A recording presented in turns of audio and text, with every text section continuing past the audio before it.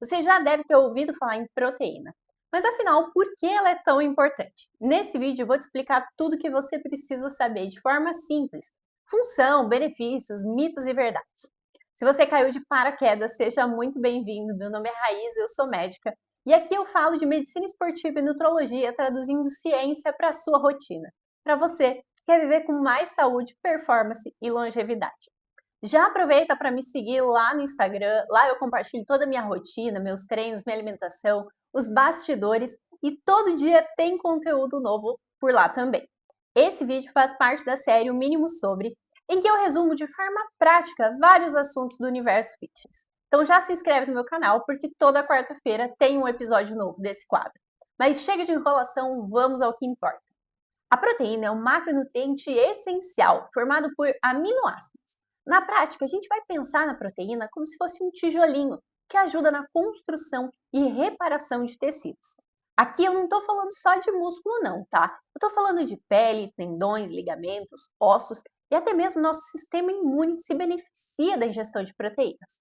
E é importante lembrar que ela não é só derivada de fontes animais, como é o caso da carne e dos ovos, mas também de fontes vegetais, como o feijão, a lentilha, soja e o grão de bico. Eu sei que você já ouviu falar que a proteína é fundamental, é uma peça-chave na nossa massa muscular. E não só na hipertrofia, ou seja, para quem está querendo ganhar massa muscular, mas também para idosos no processo de emagrecimento ou em doenças crônicas, em que a gente quer evitar uma perda muito grande de massa muscular. Então, pensando em idosos, é muito importante que esse consumo de proteína seja adequado, evitando sarcopenia, quedas por fraqueza e fragilidade. A proteína também é um macronutriente com maior efeito térmico, ou seja, o nosso corpo gasta uma quantidade de calorias para poder digerir ela. É lógico que no processo de emagrecimento isso não é tão evidente assim, mas já ajudando no controle da fome, ajuda muito nesse processo de emagrecimento. Além disso, como eu já falei, sem uma ingestão adequada de proteínas, o nosso corpo não consegue formar anticorpos que são tão importantes na nossa imunidade. E entre tantos mitos envolvendo a proteína, o principal deles é que proteína faz mal para os rins. Eu já falei um pouco disso lá no meu vídeo sobre o whey protein, mas vamos lembrar que em pessoas saudáveis não tem evidência de que proteína faz mal para os nossos rins.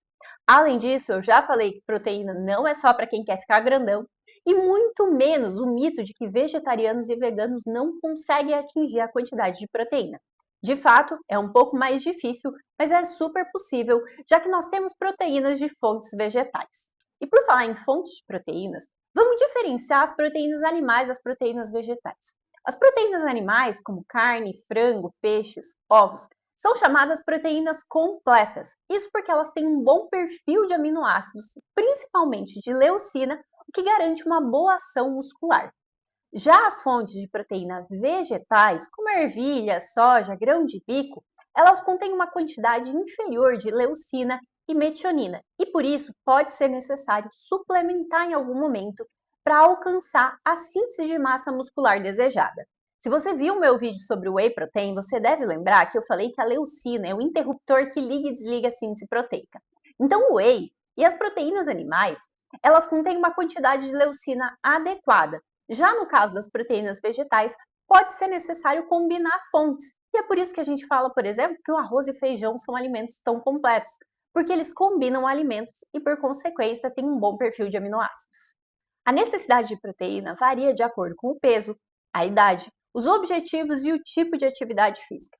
É lógico, a gente também precisa levar em consideração se existe ou não comorbidades. Na prática, pessoas que buscam ali um processo de emagrecimento, ganho de massa muscular e praticam muita atividade física, nós podemos chegar até 2 gramas por quilo por dia. Em sedentários, a gente fica ali em torno de 0,8 a 1 grama por quilo por dia. Isso é importante conversar com seu médico ou nutricionista para entender qual a quantidade é ideal para os seus objetivos e para a sua realidade. Mais importante que a obsessão por um número, é importante lembrar de dividir essa proteína ao longo do dia para conseguir bater a meta proteica e também de adicionar proteína em todas as refeições, ajudando não só a ativar a síntese proteica, mas também na fome e na saciedade. Na prática, nós sabemos que 20 a 30 gramas por refeição é suficiente para ativar a síntese proteica, apesar de nós sabermos que o nosso corpo é capaz de absorver mais. Se esse vídeo te ajudou a entender de uma vez por todas tudo sobre proteína. Já se inscreve aqui no canal, deixa o seu joinha e comenta aqui embaixo que outros temas você gostaria que eu abordasse na série O Mínimo Sobre. Até a próxima!